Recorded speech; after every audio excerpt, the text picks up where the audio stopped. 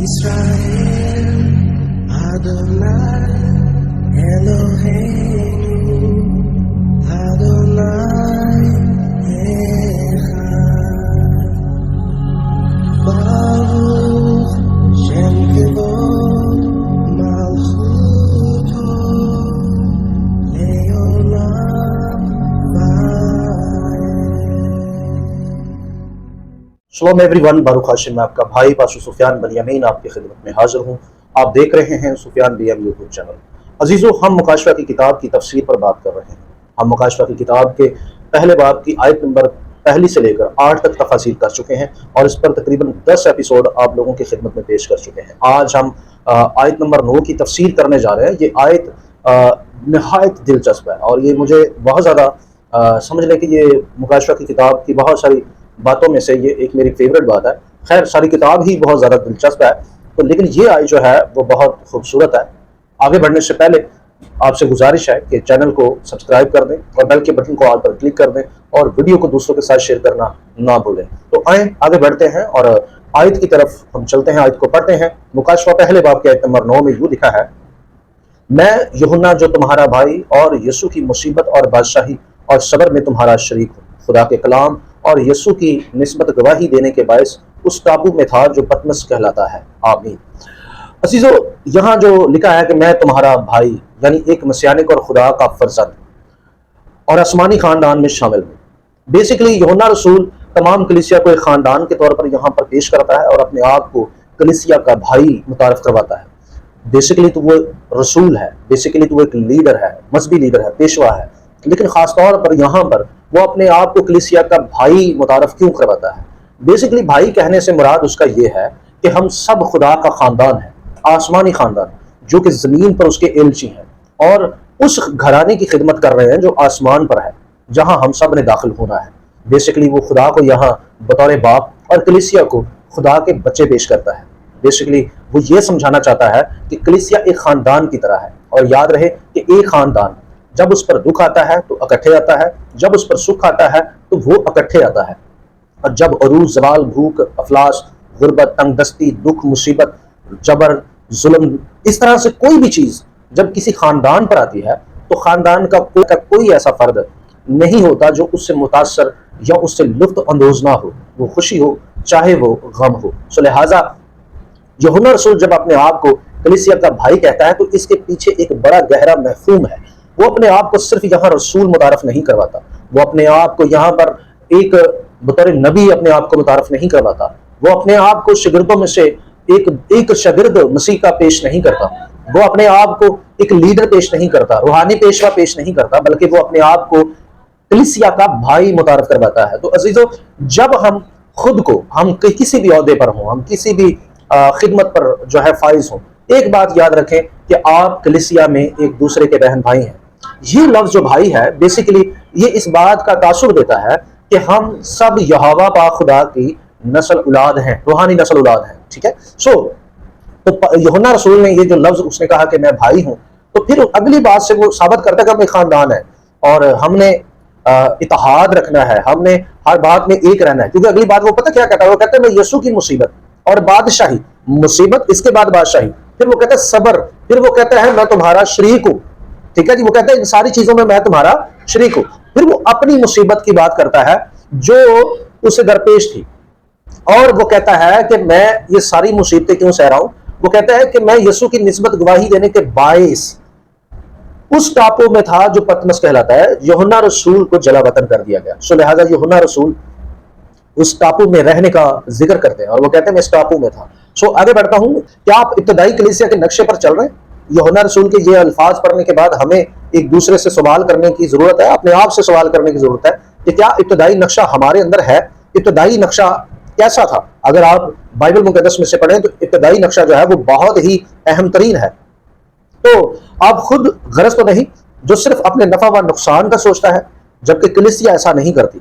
आप अगर इब्तदाई नक्शा देखें तो वो बिल्कुल यूहन्ना रसूल की जिंदगी से नजर आता है और इमाल की किताब में भी वही हम देखते हैं।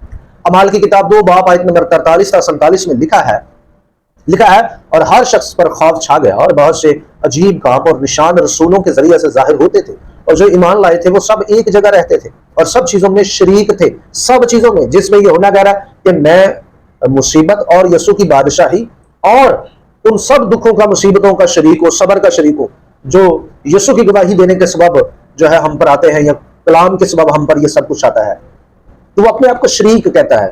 اکثر کلیسیا کے اندر ایک رواج بن چکا ہے، پاکستان میں خاص طور پر میں نے دیکھا ہے کہ جب کلیسیا کا کوئی گھرانہ خوشحال ہوتا ہے تو ہم اس کی خوشی میں تو شریک ہو جاتے ہیں، ہم اس کی خوشی کا لطف تو اٹھانے سب جمع ہو جاتے ہیں، لیکن جب کوئی دکھ میں ہوتا ہے، کوئی بھوک میں ہوتا ہے، کوئی مصیبت میں ہوتا ہے، تب ہم ایک دوسرے سے منہ پھیر جاتے ہیں۔ اور یہ حقیقی کلیسیا کی شکل نہیں ہے، یہ حقیقی کلیسیا کی صورت نہیں ہے۔ بیسیکلی یہ خود غرض اور ایسے لوگوں کی نشانی ہے جو دنیاوی ہیں، جسمانی ہیں، جو اپنی خواہشوں کے طالب ہیں۔ ایسے لوگ ہرگز بھی اس خاندان کا حصہ نہیں ہو سکتے جو بادشاہی میں داخل ہونے والا ہے۔ عزیزو، یہاں لکھا ہے، آگے میں پڑھتا ہوں، اور وہ اپنا مال و ثواب بیچ کر ہر ایک کی ضرورت کے موافق سب کو بانٹ دیا کرتے تھے۔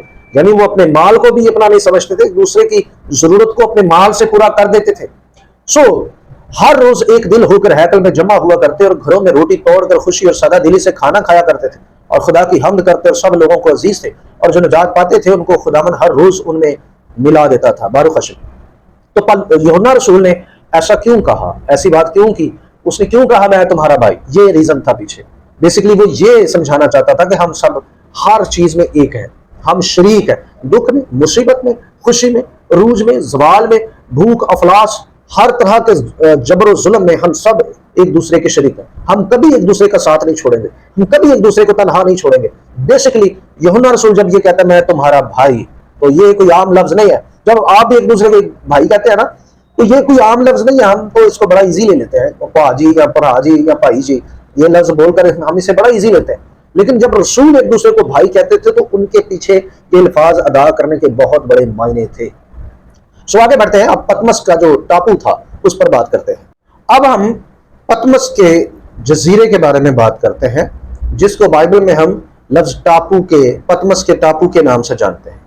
اچھا جی، یہ جزیرہ جو ہے جسے پتمس کہا جاتا ہے، یہ جزیرہ سپرادیس میں سے ایک ہے اور بحر عجین میں سے ہے، جو کہ لکاریا کے جزیرے اور میلتوس کے پروموٹری کے درمیان واقع ہے۔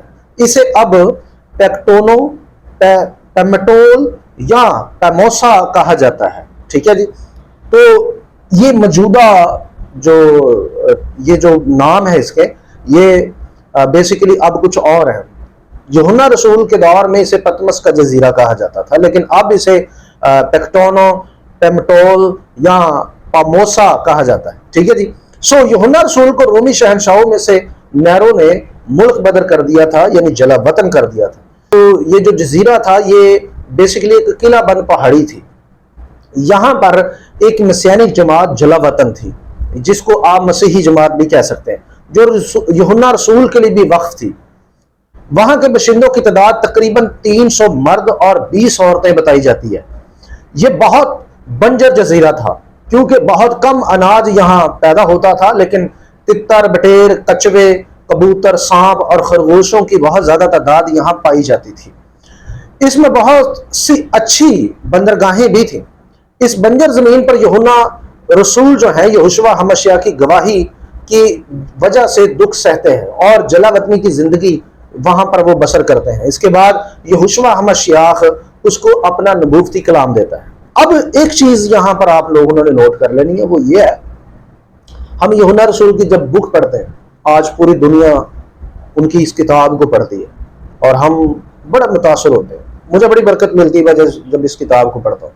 آنے والی چیزوں کے بارے میں اس میں بتایا گیا ہے، اس میں سیکرٹ بتائے گئے ہیں اور اس میں مکاشفتی لینگویج استعمال ہوئی ہے۔ اور یوحنا رسول وہ شخص ہے جس کو یہ شرف حاصل ہوا کہ وہ آسمان پر گیا، آسمان کی چیزیں دیکھیں اس نے رویا میں، اور آنے والے حالات اس کو دکھائے گئے، یہاں تک کہ اس نے برا کو تخت پر بیٹھے ہوئے دیکھا، ایون کہ اس نے 24 بزرگوں کو دیکھا، اس نے وہ چیزیں دیکھی جو انسان تصور بھی نہیں کر سکتا۔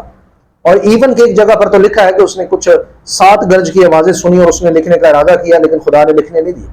یعنی وہ اس سے بھی واقف تھا، جو چیزیں ہمیں نہیں پتا وہ یوحنا رسول کو بھی پتا ہے۔ یعنی جو اس نے اپنی بک میں نہیں لکھا وہ یوحنا رسول جانتا تھا، ہم نہیں اسے جانتے۔ یہ سب کچھ پڑھ کر ہم بہت متاثر ہوتے ہیں۔ اور ہم بہت زیادہ خوش ہوتے ہیں، لیکن ایک بات بھول جاتے ہیں کہ یہ کتاب اسے ملی کیسے، یہ کلام اسے ملا کیسے۔ یہ کلام آسانی سے اسے نہیں ملا، اسے ایک ایسے جزیرے پر رہنا پڑا جہاں پر اناج نہیں اگتا تھا، اسے ایک ایسے جزیرے پر رہنا پڑا جہاں بنجر پن تھا، اسے ایک ایسے جزیرے پر رہنا پڑا جہاں بھوک تھی، جہاں غربت تھی، جہاں کھانے کو کوئی اچھی چیزیں نہیں ملتی تھی۔ میں نے یہاں جتنی بھی چیزوں کا نام لیا ہے ان میں سے تتر یا بٹیر جو ہے یہ حلال ہے، باقی تمام جانور جو ہیں وہ حرام ہے۔ یعنی کوشر چیزیں وہاں بڑی کم تھیں، اور تتر کو پکڑنا اور بٹیر کو پکڑنا یہ کوئی آسان نہیں تھا۔ بہرحال یہاں پر کوئی اتنا خاص مطلب رہائش کے لیے کوئی اچھی چیزیں نہیں تھی۔ یوحنا رسول نے یہاں دکھ سہا، اور یہاں دکھ سہتے سہتے اس کو یہ مکاشفہ ملا کہ خدا نے اسے یہ کتاب دی۔ عزیزوں، ہم خدا کا کلام چاہتے ہیں، ہم چاہتے ہیں خدا ہمیں کلام دے، ہمیں اپنے سیکرٹ بتائے، خدا ہم سے ہم کلام ہو۔ لیکن آج پاکستان کے اندر میں نے خاص طور پر دیکھا ہے، وہ دکھ نہیں سہنا چاہتے، وہ گوروں سے ڈالر لے کر اپنی زندگی اچھی بنانا چاہتے ہیں، وہ اچھی گاڑی میں سفر کرنا چاہتے ہیں، وہ کوٹ پینٹ پہننا چاہتے ہیں، وہ پاکستان کے اندر آرام و عشائش، میں نے دیکھا ہے لوگوں کو، وہ اپنے آپ کو ایک بڑی امیر ترین شخصیت بنانا چاہتے ہیں، وہ اچھا کھانا، اچھا پینا، اچھا پہننا، اچھی جگہ پر سونا، اچھی جگہ پر بیٹھنا، اور اچھے لوگوں میں اپنا رتبہ بڑا بتانا چاہتے ہیں۔ لیکن ساتھ ساتھ وہ یہ بھی چاہتے ہیں کہ ان کو کلام بھی ملے۔ آپ جج کر کے دیکھ لیں، آپ تجربہ کر کے دیکھ لیں، آپ لوگوں کو سن کر دیکھ لیں، یہ جتنے بھی آرام و عشائش کے شوقین ہیں، ان سب کو جو ہوا پا خدا نے اپنا کلام نہیں دیا، ان کو خدا نے اپنی سیکرٹ نہیں دیا، اپنی تورات نہیں سمجھائی، وہ سب لوگ تورات سے مستفید ہو رہے ہیں جو لوگ یسوع کی گواہی کی خاطر دکھ سہتے ہیں، مصیبت سہتے ہیں۔ عزیزو، مجھے بہت سارے ایسے تجربات ہوئے جن کا میں ذکر کئی بار اپنی کلیسیا کے سامنے کر چکا ہوں، لیکن ہم نے یسوع مسیح کی خاطر، اس کے کلام کی خاطر آج تک سادہ زندگی بسر کرنا جو ہے مناسب سمجھا، لیکن کبھی بکے نہیں ہے۔ سو عزیزو، اگر آپ ایک اچھا کلام چاہتے ہیں، خدا آپ کے ساتھ، خدا آپ کو اپنی کتاب سمجھائے، اگر آپ یہ چاہتے ہیں، خدا یہ لکھی ہوئی جو رسولوں کو دی گئی ہے یہی آپ کو سمجھانا شروع کر دے، اگر آپ یہ چاہتے ہیں تو آپ اس کے دکھوں میں بھی شریک ہو۔ عزیزو، ملتے ہیں اگلی ویڈیو میں، تب تک کے لیے اجازت دیں، شلوم۔